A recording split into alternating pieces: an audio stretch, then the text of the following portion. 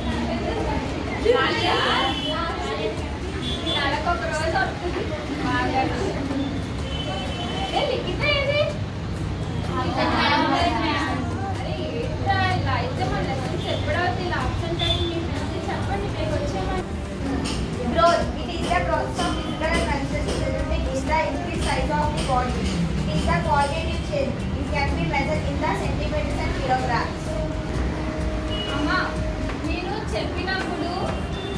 running notes అలాంటివి use చేస్తారు లేకపోతే నేను యూజ్ చేసుకున్నాను ఉన్నది కాకుండా రన్నింగ్ నోట్స్ కూడా మస్తుగా యూజ్ చేయాలి గ్రోత్ అంటే it is a process of physical maturation so